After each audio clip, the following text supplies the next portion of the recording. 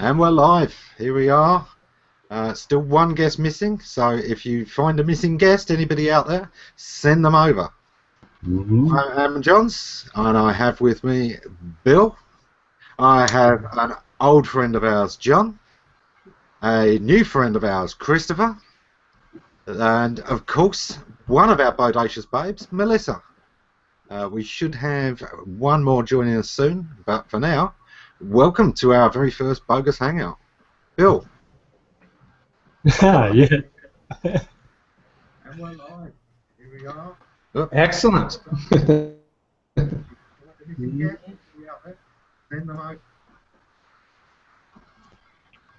Ah.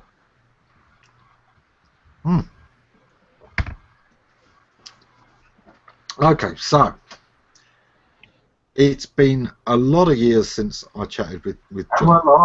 Here we are. Oh, somebody else has got the video going now.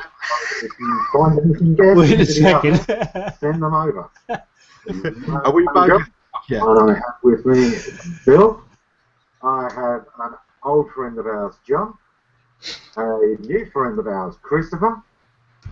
And of course, one of our babes, Melissa.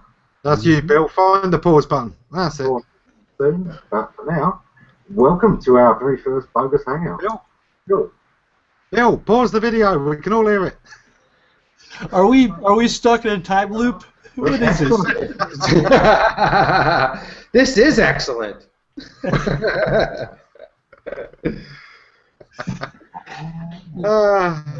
We just got in chat. Drugs. Who's using them? We don't need them. Okay, so here we go again. A lot of years since I chatted with John. Here we are.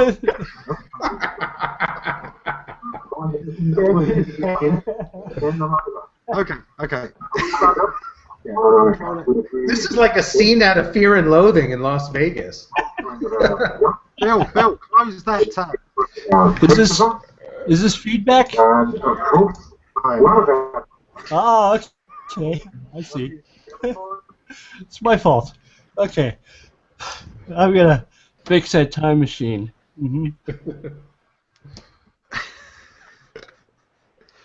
Okay. Christopher, you're quite new to us. Why don't you quickly introduce yourself so everyone out there knows who you are? I am the founder and CEO of Real Media. It's a company I started almost 9 years ago. It'll be 9 years in December. It initially started off as an SEO firm, but then quickly with the emergence of social media, moved into social media, and then at that point kind of decided that it was time to branch out into some other things just to keep up with the industry. So since that time, we've grown into a full-service public relations firm. We have a lot of clients over in Europe and Asia, and really trying to work the markets overseas, not so much in North America. We're trying to focus a strategy more in Asia. So we keep very busy doing that. I sleep very rarely and work quite often. Yeah. You've been hiring a lot of people recently, so anyone needs a job, send him a resume. This is true, but I mean, it's to keep up with it's just to keep up with the demand. Like we got some clients that we're very fortunate. The clients that we do have really understand the marketing and understand the commitment that it takes, and you know, they're open to new ideas. We're doing some really big things in 2015, and we just needed really good people to make that happen. And you know, being that a lot of the stuff that we're dabbling in is really new, I really had to find the people that were already leaders, so to speak, in the industry, and that didn't need so much training, that they could, you know, lead on their own. And of course, we're building, you know, below that. Like we've got Dustin, and we've got Andrew, and we've got Wade, and we're building, you know, a team below them. We've got Kristen that's helping us out immensely. She works closely with all of us.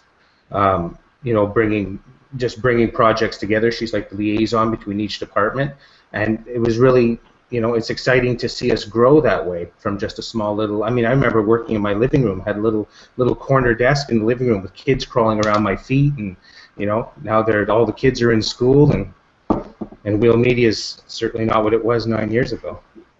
But enough about me. That was great. Thank you, everyone, for listening to that.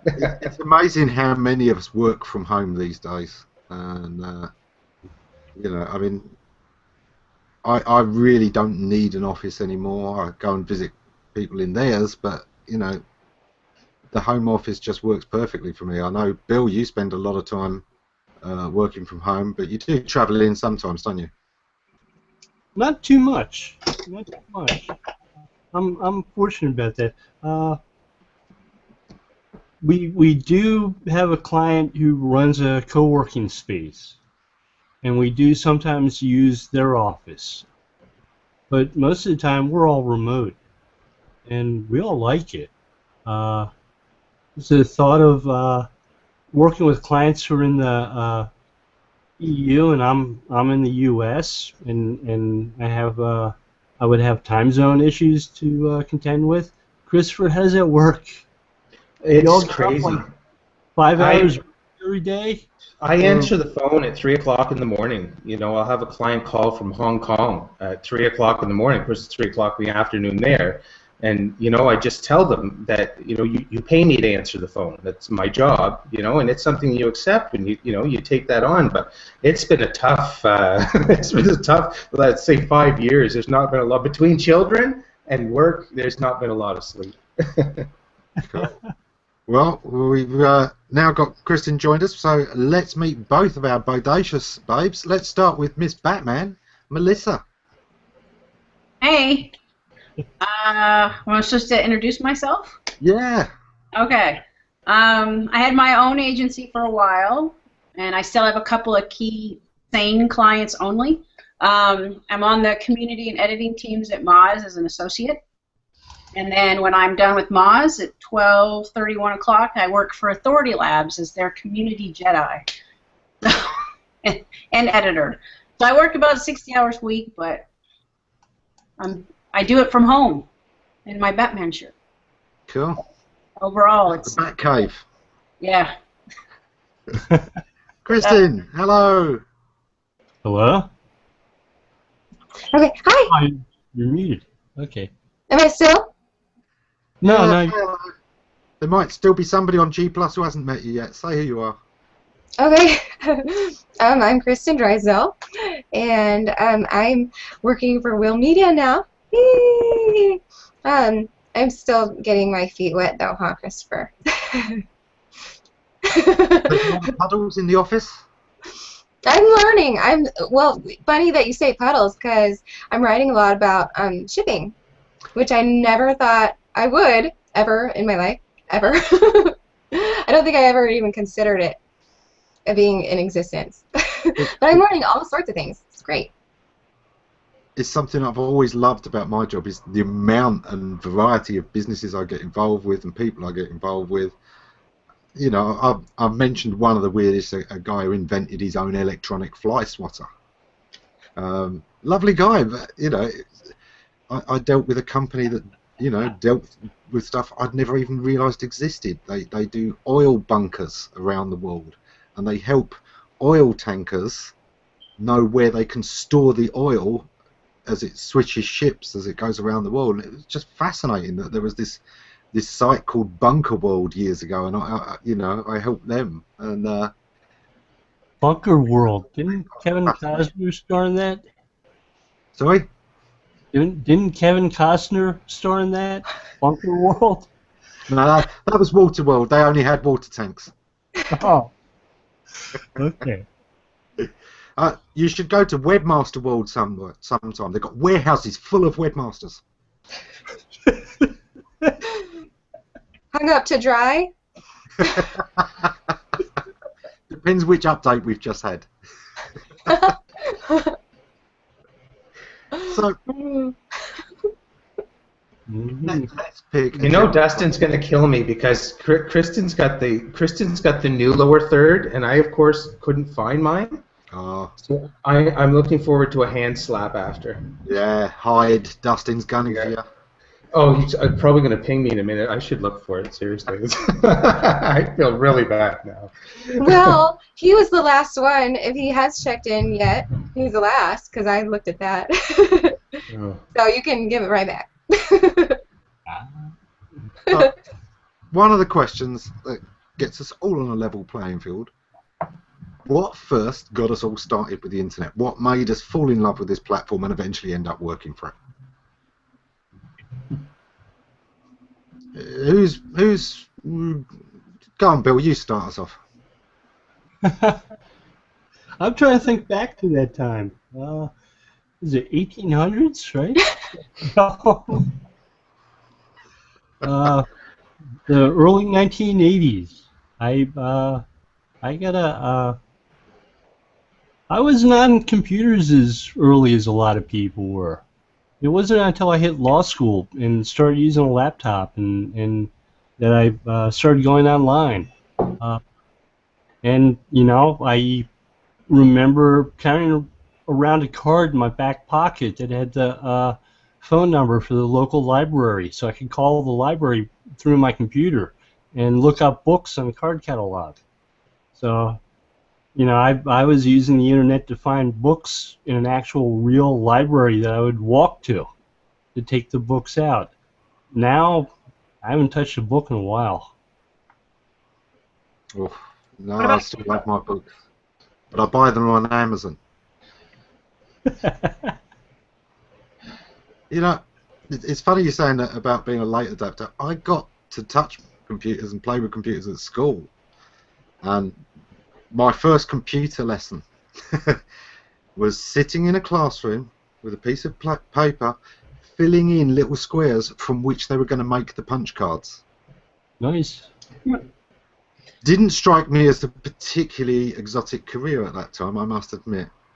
I'm with you. I remember that. A month later, we'd dial up to you know, the internet to the local university, and they'd run the program for us, and we could see the result live, which usually meant the screen showed us a number. That was it. Well, I hope it showed the right number, you know, or that you could at least double check that the number was right. Uh-huh. Yeah, but it was one of those things. And then later in school, you know, basic, and you'd sit there and you'd write a program for you know, quite a while, maybe a couple of hours, and it would draw a triangle. And this is a labour-saving device. I could have done that in 10 seconds. Triangle, I remember that game. Yeah. But that was a high-tech triangle. That was different. Yeah, it was really blocky graphics and in colour on a BBC Model B Micro or something back then. But Oh, yeah, I mean, I actually failed computer studies at school. Oh. So obviously I'll never work in computers. Okay. John, how did you start? It's hard to say. So we had computers at home when I was a kid, which I think was a big advantage. We had computers at school. There was like an old PDP-11 mainframe that they had at school, and you could write Fortran programs on it or something, which was really weird. But about at the same time, I got into the BBS scene, where you would have your phone that you connect to your modem that you stick in this acoustic coupler, and you could dial up a BBS that was local at like 300 bits per second, which is pretty awesome. So I created my own BBS, which was an amazing system set up on a CPM computer with 2 floppy disks with like 120 kilobytes each, which included the operating system, the BBS software, and like all of the files I was serving. So that was fun. And Two floppy drives and a CBM. You were almost an ISP there, mate.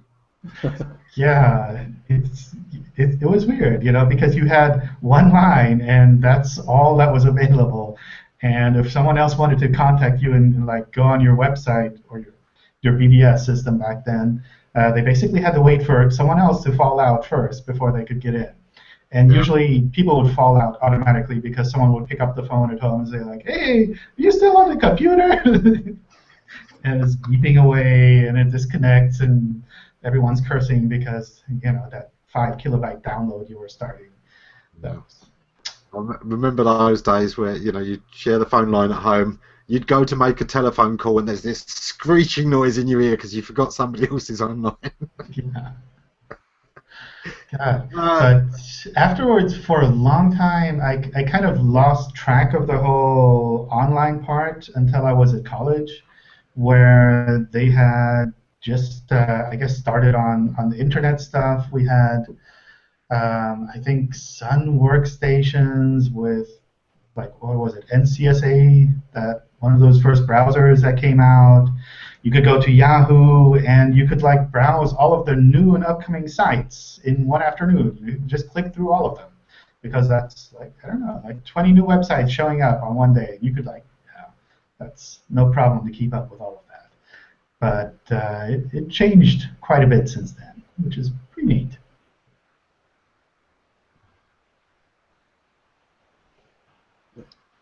I can't hear you. Always an SEO in joke is that when I tell people, well, when I started so long ago that I used to track T-Rex on my site. For anyone who doesn't know, T-Rex was an old browser for one of the robots for the early search engines. But it just always strikes me as funny. We've got some other friendly faces that have joined us. Tony, hello. I know you. Hey, Tony. How you doing? Are you doing well? Oh, yeah. Sorry for being late. It was a case of kids trying to get them in the shed loggable. Didn't work. So I've made it. Apologies for being late, but I've got 3 monkeys behind me who all needed some sherry and whiskey to sort out. Oh. And Christian, I haven't met you in a hangout before. Nice to meet you. Hi, you guys. Tell us a bit about yourself.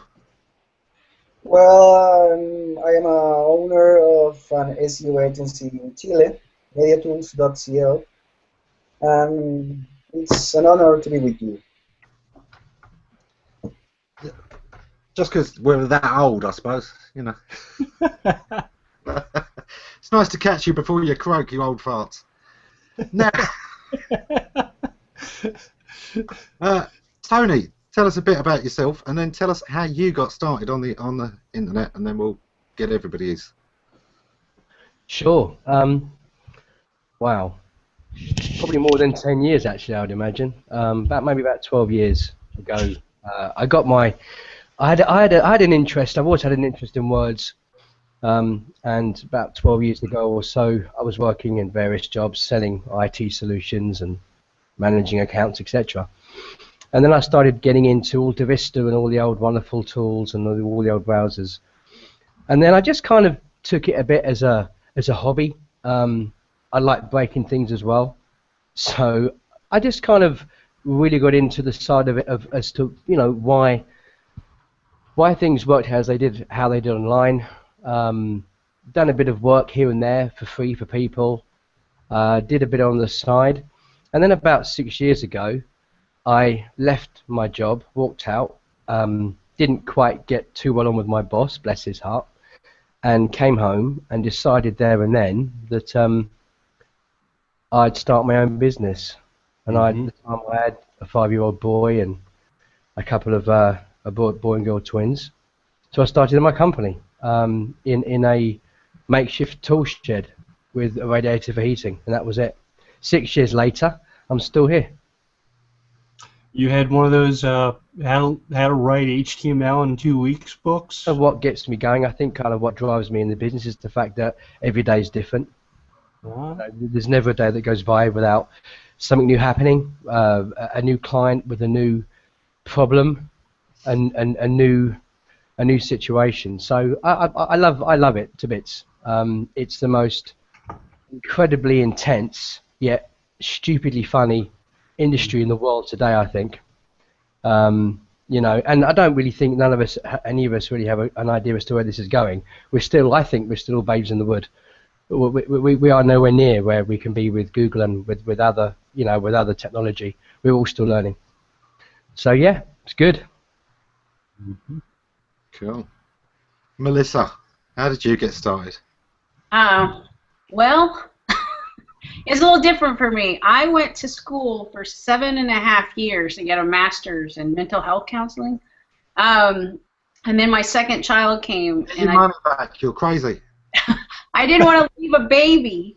And so everyone said, what's your best skill? And I said, writing. So I started doing freelance writing, which led to what was SEO writing back in the day. And then as I started working with companies, I realized they didn't know what they were doing. So I studied and then started offering SEO services, and then I learned HTML and websites, and it just snowballed. So it's been 9 years, 10 years, I don't know, a long time. But I am not doing any mental health counseling, but it does come in handy with copy and website design when you're thinking about the psychology of things. So, but I didn't really, like Bill, I wasn't huge into computers until college, and I built my first website for my master's program, and that was it. I was hooked. So that's how I got started. Christopher?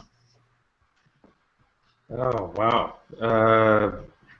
Well, I started off with a Commodore 64, writing programs, very easy programs, got comfortable with the computer, met it again in college, spent a lot of time learning it in college, kind of left the programming aspect and took some other courses, ended up working in corrections, worked as a federal corrections officer at one of Canada's worst prisons for 5 years, and then decided after the 5 years that I probably didn't want to do that for the rest of my life. So I packed it in and headed back home and sat down and figured, what was I going to do? Couldn't do that anymore, probably couldn't work in law enforcement anymore, so decided that, well, I would start a business. And I figured, well, there were shopping malls that were making money with stores in them. They were charging them rent, so why not build a website where there were stores on the website where they would pay me a fraction of the cost in a rent. So I set out to build the Cornwall Shopping Center, and if you look long and hard in Google, you can find it somewhere. But it, at its high point, had 650 stores in it, and it represented all of it was like an online shopping center for all the services and retailers in the area. But what I learned from that important exercise was that consumers will not come to your website if there are no stores, and stores will not come to your website if there are no consumers. So you end up with a big problem that you have to solve very quickly, especially when you have no background in any sort of SEO or internet marketing. So I sat down and I said to myself, well, if there are other people out there on the internet that are doing this, then by God, I can do it myself. So I sat down in my living room at a little corner desk with children running around my feet, and I set out to learn what SEO is about, and set out my own ideal and principles on it, and I've stuck to those for the last 9 years, and they've served me really well. But that was my journey. It's purely out of necessity. It was necessity for feeding my family and necessity for not wasting away on a couch, I guess. So that's it. There's 9 years. Youngster. Kristen, youngest of all. Yay. Well, I got online to do school. Yeah, I was an online student, and then I discovered a YouTube video from Jason T. Weiser, and just kind of went from there. If I wanted to watch any more of shows, like I needed to get onto this thing called G+, and made my way in that way. I was an on-track tips student for a long time before I got my feet wet anywhere else. But you know how commenters can be so crazy and inviting. So I just got swept up in it and just try to give back, like, because so many people helped me, and it gets really contagious. And I found like a passion through it. Done. I don't have a whole lot of computer experience. Cool. So, what was everyone's first social platform? I mean, obviously, John, BBS's, and I remember those as well. Although I must admit, I like the later version. I love forums. I've never forgotten forums, and of course, you know, the one where we met was a great one for that. The bonds that were formed there. You know, well, you know, I still regard you as a close friend all these years later, just from that kind of interaction. So, you know, how about everyone else? What was your first kind of social platform that really changed the way you see the internet as not just a device, but as an actual connection to people? Anyone? Yeah, let me go because I want to stagger you a little bit with this answer. I remember going online, finding sites about SEO and stuff like that, seeing all these people talking about it, and saying, "These are some strange folks. I don't know if I want to participate in this. I'm going to stay away." And I didn't go back for a couple years, and I don't know if that was Jim's World. I'm not sure which forum it was, but it was one of the earlier SEO forums, and it wasn't until I joined Kim Crossberg's site on Yahoo Groups that was promoting websites for small businesses that I really got involved. And you know, it was a lot of small business related questions in addition to web promotion. So it wasn't just all SEO. And Kim was answering a lot of questions about usability. I was working on answering questions about SEO. And we had a lot of people who were trying to promote their multi-level marketing there, which was fun. They didn't like that we didn't want to talk about multi-level marketing. Yeah. Yeah. Yeah, Adam Music has just said in the chat that he met his wife via BBS. Wow.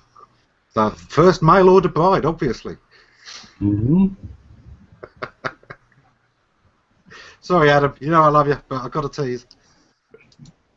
So. Yeah, one of my best friends from those early days on the web met his wife through ICQ, and she lived in Canada. He lived in Delaware, so it was a long distance romance. You know, short bursts of text by short bursts of text. I guess when he packed up to move to Canada, he knew something was up. Yeah, yeah, and it is just one of those things that, you know, it seems crazy until it happens to you or until it happens to somebody that you know and trust, and you realise, well, actually, yeah, there's no reason that these connections, once you've tested them, once you've had, you know, honest conversations with somebody, and you can tell, and this is where a lot of people in marketing get it so wrong. You can tell when somebody's genuine. You can tell when somebody's being honest with you, and it sometimes takes a while, but yeah, you spot those genuine relationships, partly through the mistakes that they make, and partly from how they deal with them. Oh, one of the fun parts about when we all started, or a number of us started working at Creative Site forums, was we'd never met each other. We didn't know who each other was. It was the repeated conversations and communications day after day where we learned about one another, which was interesting. It was fun. I also found it interesting that back then everyone just had their handle essentially, and it was like almost like normal that you would spend hours and hours talking in the forums with these people, and you had no idea what their real first name actually was or who they actually were in real life. You kind of discussed the problems they were facing, the problems they're running into with their own websites, with other people's websites, but you had like no idea what this person's name actually was. And I think over time that changed a little bit, and that changed quite a bit with like Google Plus, where everyone used their real name. But I found it really interesting to see that kind of change over from everyone just being their handle, and slowly people kind of like putting names and faces on these things, where you actually have like a real face in the internet, and you wouldn't have this made-up avatar with a handle that you created. Well, what was funny was when I started meeting some of those people in real life, when I went to conferences and things like that, and it's like, you're that guy from Create a Site. How do you say that? And it was completely unpronounceable even to me. So. Oh yeah, you had that really long name. You got to tease people. You got to, if I get people who, how do you pronounce your name? Johns.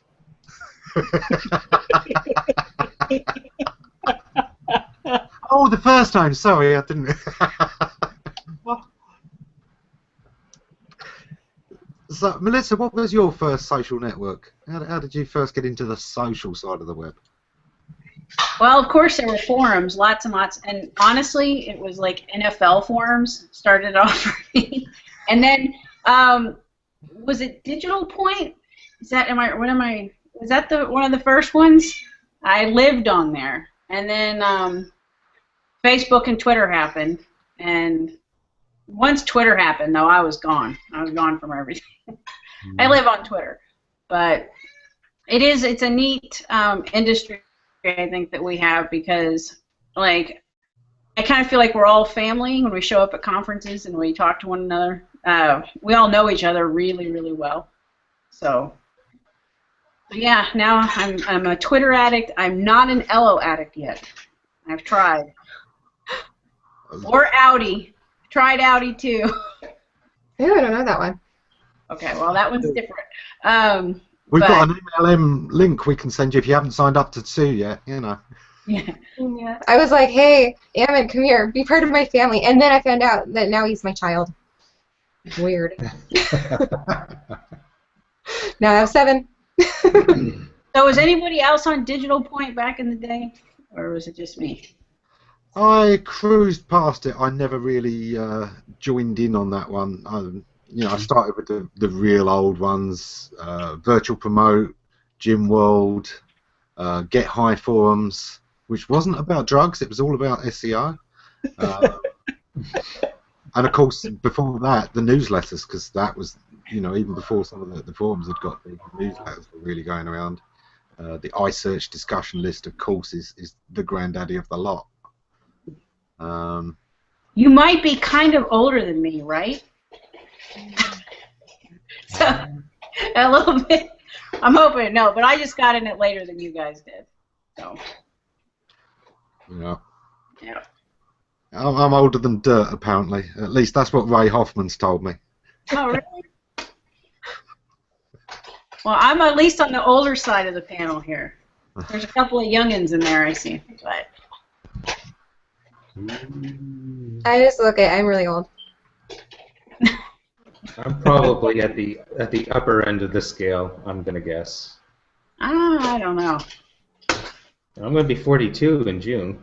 You're a baby. Next year. And for the record, I have my new lower third on. I did get a hand slap. No. Dustin is no longer gunning for you. No, he hooked me up. I was frantic, and he helped me. And a novel idea. He says, go to Gmail and search for lower third. Well, hey, damn, technology. I almost suggested that. But that's your job.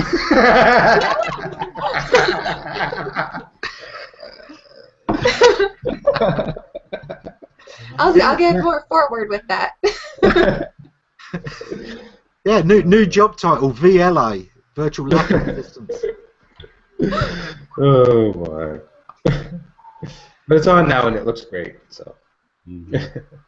If it was kind of practicality that got you into the web, did that speed up or slow down the speed at which you kind of got social about it? You're asking me? Yeah, yeah. Oh, well, certainly. See, that was whenever I realized it was in that early point when dealing with the retail clients and the stores.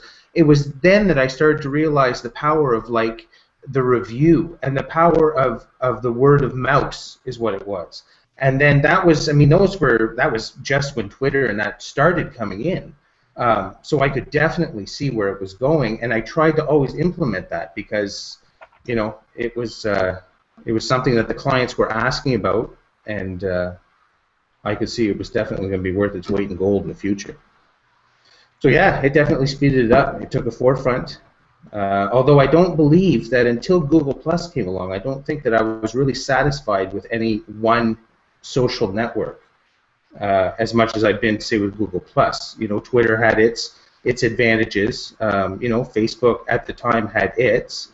But then when Google Plus came along, it was kind of like a merging of all the things that I liked from the other places into one. And if you look at that objectively, then you can actually, using Google Plus as your core strategy, you can actually work that out and work it on the other networks. Anyway, there's my plug. But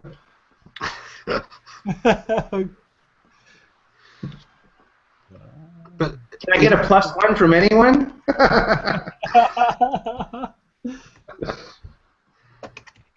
So, Kristen, you kind of came at it in the opposite way, didn't you? Because it was first school, but before you got into the business side of the web, it was absolutely the social that got you in, wasn't it? Well, I'm always an advocate. Once I started seeing conversations. What? Advocate. Sorry. Once I started seeing like how conversations were happening and that people were like using this free tool, I was like, oh my gosh, I can like tell the whole world peace and love, and so I have got this hashtag from way back when I first started, One Love Peace. And I actually had a business page, One Love Peace, and then I changed it to RockBiz Social, or RockBiz Conscience. Yeah, it's an evolution. Definitely getting more busy, but I still have that social message. So in the form of social, like as far as like being socially butterfly-y, having lots of friends on here, no, I've had to build every single relationship that I have. Like all my friends literally are on Google Plus. I love that word evolution because that is so absolutely, you know, that's what I love about this is we are watching this evolve. We're watching it change almost day by day, and we're watching it change us as society in a broader sense, almost at the same kind of speed. And it's what I love, but it's also one of the things that sometimes infuriates me. You know, you get these definitive guides and books, and guys, it's not baked yet. You know, yeah, you're just telling, you've written the ultimate guide to cookies, and all you've got is cookie dough, because all any of us have got is cookie dough. Mm-hmm. I really like it when people present it like, okay, here's what I wrote, and it's to help you. And I don't want to drop any names because it's not dropping names time, dude. Sorry, how to do it. But yeah, there are some people that, you know, they do some good stuff. They write the definitive guide, but they also frame it. And I think a lot of what we have to share now, the effectiveness of it is in how it's framed. Yeah. Yeah. John just asked something in the side chat I've got to bring up because it's just really, isn't it scary to have parents and kids on the same network, social network? Oh my God, yes, for both sides. But that's why the kids are always moving on to the new network. Oh my God, my mum's on this. She just saw that picture from the other night. My son is in the other room streaming on Twitch right now. It's second nature to him. He's got a YouTube channel. He's got a Google Plus account. You know, it's stunning. But the thing is, I've never, as a parent, it was frightening. But being in the industry, I thought it was important to let him have those at an early age, to not, you know, much like I was with the Commodore 64. When my parents, I mean, at the time, they spent thousands of dollars. I remember my mother and father woke me up 11:30, whatever it was, because there was a Midnight Madness sale. And we drove down to the Zellers, it's a department store, and we stood in line waiting for this. They only had 2 Commodore 64s. And my father's 6'4.5". He's a huge man. And when those doors opened, he was just going through, moving people, getting down to that Commodore to support me in that. They didn't know where it was going to go. And the same, and I carry that through now with my children. You know, it's the same thing. They all have tablets. They all have Google Plus accounts. And I encourage them to use it because, you know, I can't see a world without it. Yeah. I'm kind of the opposite in that my youngest is 11, and I haven't encouraged it. And part of the reason I haven't is, I mean, we're all on the older side. So I think we've all seen the shift in the last 10 or 15 years, even in the United States, I don't know about worldwide, where there's suddenly this massive lack of respect for people and their feelings. And I tend to think that people are so used to saying whatever comes to mind on the internet, and they're like insulting one another. And they forget when they're talking to humans in real life that you don't talk to people that way. And I don't want him to see the trolling behavior and think this is normal. However, there's YouTube, and the comments are about as bad. So if they're looking at YouTube, they're going to see it. But that's kind of my struggle right now, is I don't want him to turn into these people that I see that are young and just so incredibly rude. And I don't know if that's part of, we all live on the internet. If I watch TV, I have an iPad or a laptop and my phone, and everyone's living that way. So it is a totally different lifestyle than what we all had even 5 years ago, I think. I thought I was safe when I tried to explain to my mom how Twitter works, and she just couldn't get it. It just wasn't sinking in. We could have had a tweet chat that lasted an hour that had so many tweets. I barely got past the idea that you're limited to the number of characters you can communicate with. That made no sense. Now she's all over Facebook, and she's sending messages through me to my cousins to get them to straighten out, which makes me look like I'm engaging in the kind of behavior my cousin is in. Not good. Yeah, your semantic signals. Right. I haven't even told my parents about Google Plus, and I'm not going to. Mm-hmm. Twitter blows my parents' minds. All they think, they tell people, I go on this Twitter and I say things. Yeah, that's right. I have such a hard time explaining Google Plus to people that it's like I get so excited. They'll say, "Oh, well, what's this Google Plus?" And I'm like, "What?" And then it just, you know, I need to just have a web. Oh, here's a link. I think it's for die-hard nerds, and that's it. And I think that's the beauty of Google Plus, is that I don't have to worry about people like my mother being on it. Yeah. They get my humor, they get my memes, they understand why I share the stories I share. I don't have to justify on Google Plus. I do on Facebook all day long. Not so much on Twitter. I don't really care if you like me on Twitter or not. But yeah, I don't explain Google Plus to the parents. Yeah, that's one. I don't think it's that the crowd is different. I think it's that the way the networking works is different. Facebook is all about their relationship to you, which could be for 1,000 different reasons. You know, this person's my cousin. They don't like anything I like, but we're related by blood. This guy is somebody I like to go drinking with on a Friday. Again, we don't have anything else in common apart from our taste in liquor and women. And that's the Facebook kind of audience. It's about their proximity to you, whereas Google is much more about what you share interest in, and your circles can be done that way. Because I see lots of people who are certainly not geeks. I wouldn't say that they're inept technically, but they're what most geeks would consider inept technically. But they have some geekiness in them. They have to, right? Some. If I say that, it sounds like a euphemism. Would you like some geek in you? You know, it's just. There's a pickup line. Try that one next Friday.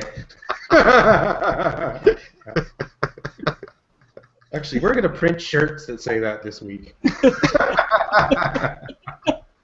But what do you do if like someone, if like some chick's like, yeah.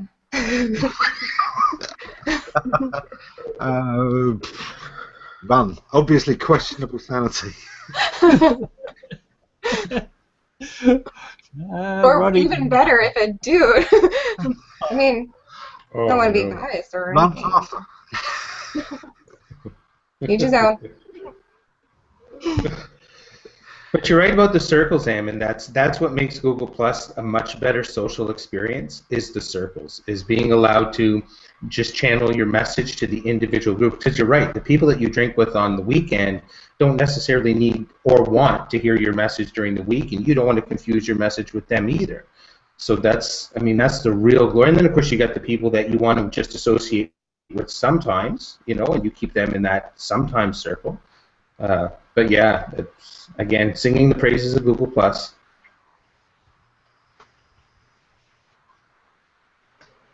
I really like the communities there because it makes it a little bit easier to kind of have like a small sub-forum within the whole big stream. And that's, I don't know, I kind of like that model, how that's set up, how that works together with the big stream. It's really fun.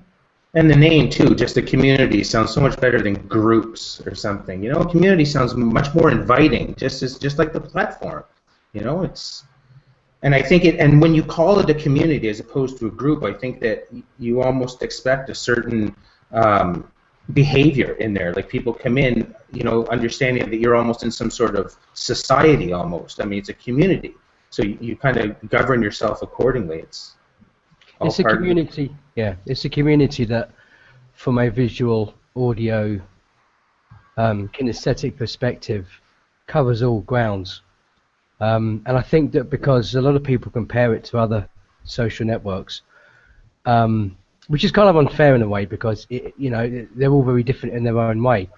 But it really does. I remember tweeting the other night that it's very similar to a real town. You know, the way in which it works. And the fact that if you use it as a business, Google Hangouts give you a fantastic way of reaching out and going that one step further when you've already plussed one and you've shared and you've chatted and you've circled each other. And as I said before, I don't really think that the true potential of Google Plus has yet been seen. There's a lot of anti out there, and I think it's because you can't kind of pigeonhole Google Plus. You know, you have Twitter, which is 140 characters, and as soon as you've said what you've said, then half an hour it's forgotten. And you've got Facebook, which is more about pokes and peaks and cakes and bears and whatever else you want to call it. And Google Plus is the nearest you're probably going to get to a living, breathing town of people. And that's the way it is, especially when, as you say, you know, Christopher, regarding communities. When you join a community, I joined the local search community from Linda Bakwe, I think last week, and it was a hive of action. It was a hive of information. There was loads of good stuff. There was talk. There was sharing, and it really feels like you've walked into a room full of people that you know that you all kind of know each other to a degree, or you know you all have a similar interest, and within half an hour, you're part of it. Now, you know, to me, Facebook and Twitter don't offer that, because they're one-dimensional in many ways, whereas Google Plus, I think, is more three-dimensional. Yeah, the way I explained it years ago is that Facebook's about who you know, Twitter is about what's happening right now, LinkedIn is about what career you want next, and spam. And, Google is this collaboration platform. I mean, my understanding is that this was originally an in-house tool for different teams to talk to each other. Somebody might poke me and correct me on that, but that's my understanding of it. And that feeling of it really came through. And as a result, I think we're seeing more collaboration coming about because the platform is just geared so well to it. I'm seeing so many different companies and different individuals pooling together and really pushing together. Well, you can. I think you can really hone your message and your brand to your target audience, to those who you would class as being your ideal community on there, because there's so many different touch points. It's not just really about, you know, a post being added and you mentioning someone. It's far more than that. And I think those that really get it, especially.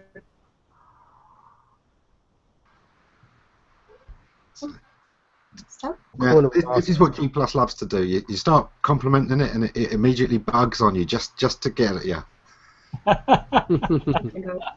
You froze for a second midway there. Just G Plus messing with you. Yes. Yeah. So I think because of the different touch points on Google Plus, I think that it's still, as I've said before, with like Google itself and everything else we do in the industry, it's still young. You know, there's an awful lot of there's so many more different ways in which with Google's products and how they expand and how they grow will be added to Google Plus and the Google account, and you know, it's cool. But I think being on Google Plus and setting your ground there and engaging and living on there to a degree, as if, you know, not so much tweeting as you do with 140 characters, but on Google Plus, you know, taking part, sharing, engaging, etc., joining communities. Yeah, I think that as time goes on, that's going to be really key, really important for small business especially.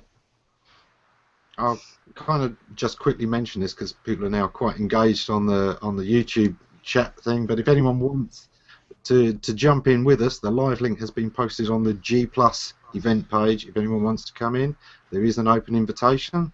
We're always looking to meet new people. That's part of what this show's about. So let's get into the party part of this and get some more people in here. While we have a pause, I want to say that I think it's so much fun to like look through a thread and you see like that person that is like, they're just, you know, like, I don't know, you can't tell if they're like doing it on purpose, but they're pissing everyone off, and you're just like, dude, stop. And you can like go use the chat, the private chat, and you'd be like, I know you're new around here. Let's talk about this because I want to see you succeed, and I don't want to see you gone tomorrow. And let's slow down.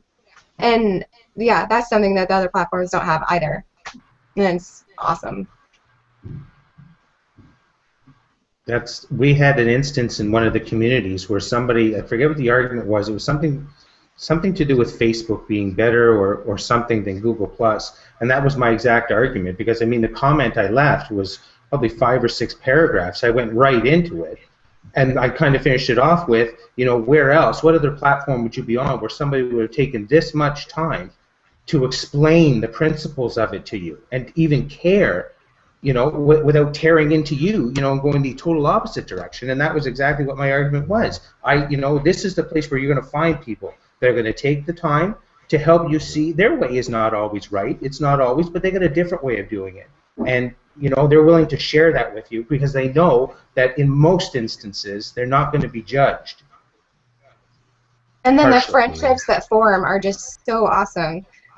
Like, well, they're founded on respect and trust, and they're founded on the things that real relationships are supposed to be founded on, real friendships.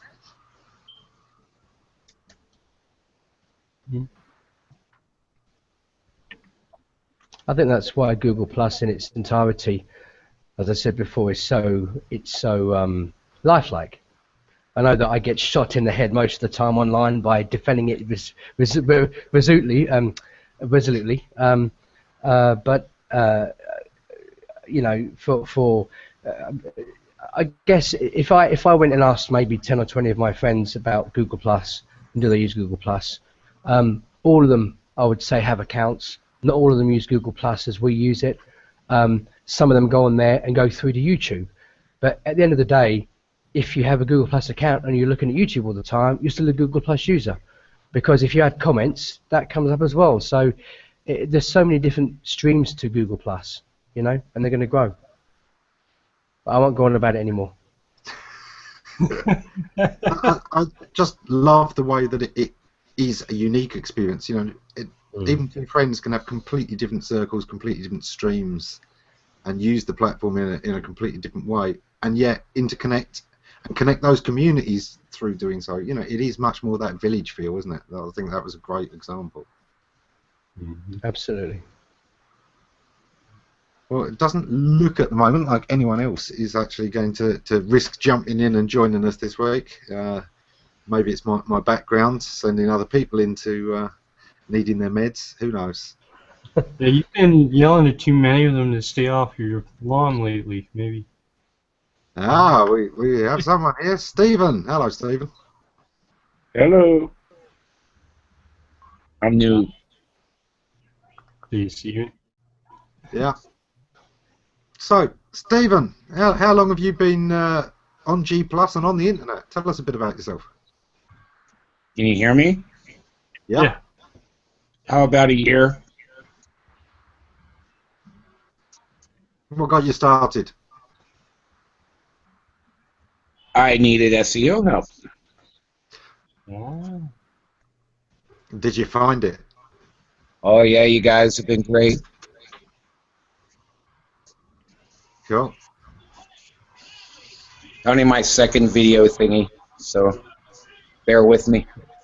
Ah, that's cool. You know, that's, you know, we call this the bogus hangout because we're not worried about it being really pro. We're not worried about anything else. It's all about the connections. It's about meeting new people, meeting old friends, and you know, I am so happy to see John here because it's been years to have a face-to-face conversation with John, and yeah, this is our first real chance.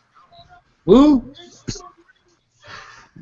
Yeah, it's fun here. It's great to hear about real people that like Google Plus, because it always feels like when you're within Google and you're talking about it, you're kind of in this weird bubble where you don't really know if people outside actually really honestly use it or not, or if they're just basically there because we're there from Google. But it's really good to hear from you guys that you're having fun there. Yeah, sort of rip down that filter and go outside of it from time to time. It's a good thing. Absolutely. Yeah, I mean, yeah, John, obviously, you know, we go back to Creator Site, but yeah, I remember some of the things you were doing there, and most people don't realise what you were doing that, you know, got various people's attention at the time, including your current Time to time, it's a good thing. your ability to in the background. The tool you provided, you know, the sitemapper tool, was one of the very first things where people could just generate their the things you and I love what you were doing like that together. Yeah. Yeah, those were fun times. I really enjoyed the time at Creator Site and the forums and getting, I guess, involved in all of those really completely different problems as well. Where in the beginning you'd like struggle with your own stuff, and then over time you like try to take some of that and help other people to get their sites working better as well. Yeah, we had our share of dramas in the forums, though, or as they sometimes got called tempests in a teapot. But they were fun. My favorite section, though, was the website hospital. Absolutely, without a doubt, helping other people with their sites. Yeah, the thing with that was that it was just such a cool way of being able to give people a way to give back, which I think is important. It's you know, it's easy to feel like you're continually asking for help and start to feel helpless. And the website hospital made it collaborative. It gave everybody a way to give back. And yeah, you know, I think that's where I want to see G Plus heading more and more. I want to see more people being the village and helping each other and, you know, lifting the whole lot of us up. Zara, I see you snuck in here. Hello. Hello. Hello. I decided if it was bogus, I could be here.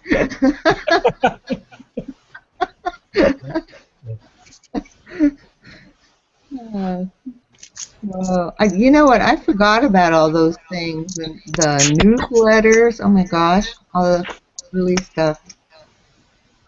So what got you started, Zara? How did you first? I know you were dealing with computers a long time ago. I was. What got me started? Kids. A fourth grader. A fourth grader got me online. Got me into simple programming, and then I went from there and I took a class. And then when I was in the financial world, there was a lot of work with the internet and making it public. So a lot of things were happening a while ago.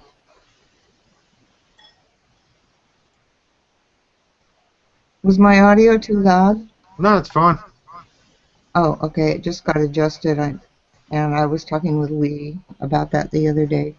Okay. Yeah, so I was around a long time ago, and so my son went to college and never wrote any letters, and he goes, "Mom, why don't you just get an email account?" And then, with email, we actually talked to each other. Never wrote a letter, ever. I think I got one the whole time he was in college. But email we did.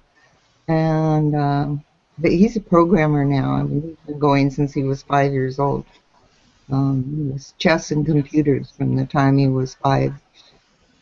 We got him a programmed, chessboard thing, and he kept beating it, so that didn't work. I remember Battle Chess back in the day, the first animated chessboard where the pieces would kill each other if they. Right. And I was in the San Francisco Bay Area, and I had a lot of friends who were involved in computers and programming and connecting with each other and BBS and all that stuff.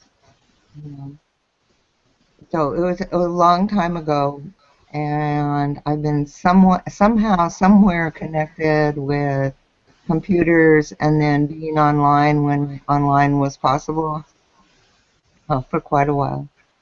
But I do have to say that as far as Google Plus is concerned, I joined Google Plus when it first started, and still have that account. But I didn't really take advantage of everything until I sort of really plugged into what was going on with Google Plus and all the connections that you can make. And look, there you are, guys. It's just been an amazing place. Sort of coincided with my moving to a place where I didn't know anybody. And, I've just made so many friends on Google Plus and have real connections. Awesome. Well, we're pretty much at time, so what I'm going to do is take us off here, but we're going to carry on talking here. Anybody that wants to jump into the green room, there's sort of one seat at the moment, and if people leave, there'll be some others later, so do feel free. And if not, we'll see you next time on Bill and Ammons Bogus Hangout. Yeah, thank you.